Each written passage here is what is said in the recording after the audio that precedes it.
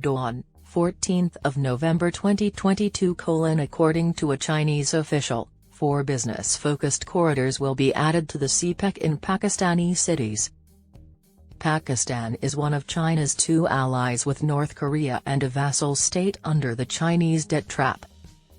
Zhao Shiren, the Consul General of China in Lahore, has announced that the flagship China-Pakistan Economic Corridor, CPEC, which both Islamabad and Beijing recently approved, is expanding by 4 corridors.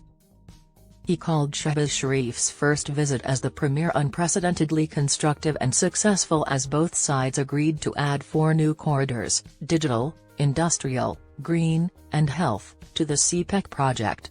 He was speaking at a seminar on the effects of the policies adopted at the Communist Party of China's 20th Congress, which elected President Xi Jinping as its Secretary-General for another 5-year term.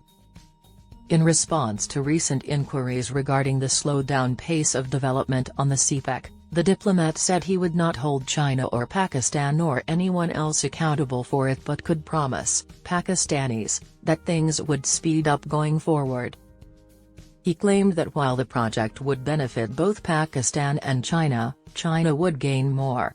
He asked Pakistanis to take charge of the project and take ownership of it once it was finished, saying that the Chinese could only help them by building everything.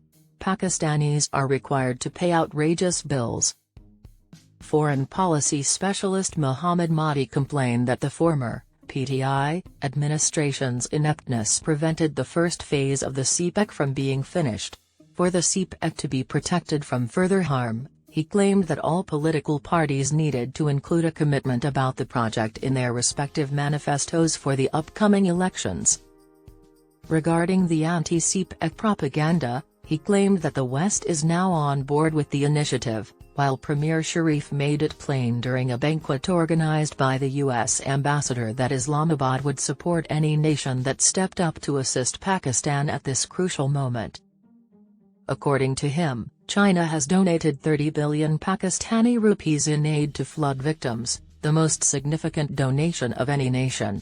It is also anticipated and hoped that Pakistan will receive the most extensive relief package at the Paris Club conference.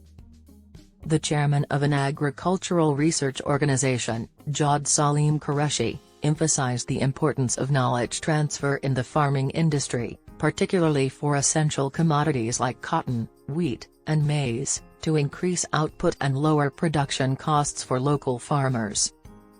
He claimed that outdated seeds of various crops were failing to produce the intended results and that new one needed to be introduced after comparing the statistics on the significant agricultural productivity gap between China and Pakistan. He added that the private sector did not need subsidies but rather facilitation, so if there were any barriers to business cooperation, they should be investigated to increase local farm output. Nazir Hussain, a former additional secretary, claimed that the CPEC was the focus of thousands of false articles that were printed in the print media. He advocated for an effective response to such propaganda. Pakistan is eager to become China's slave because it needs money, is needy, and has turned. He claimed that civil society must be involved for Pakistan and China to have lasting relations. He noted that security in Afghanistan, which serves as a gateway to Central Asia, would also require the assistance of Chinese diplomats and businesses. According to Dr. Amjad Moghsi of the Punjab University, China's goal of creating a human community with a shared future garners support from impoverished nations. It will be essential to advancing global peace and progress. A UK-based university Dr. Khalid Jalal expressed concern over the previous Pakistani administration's lack of support for the CPEC. He added Islamabad could not yet decide on the post-Bajwa scenario regarding the sustainability of the CPEC about the Chief of Army Staff General Qamar Javed Bajwa's role in mediating ties between the two countries.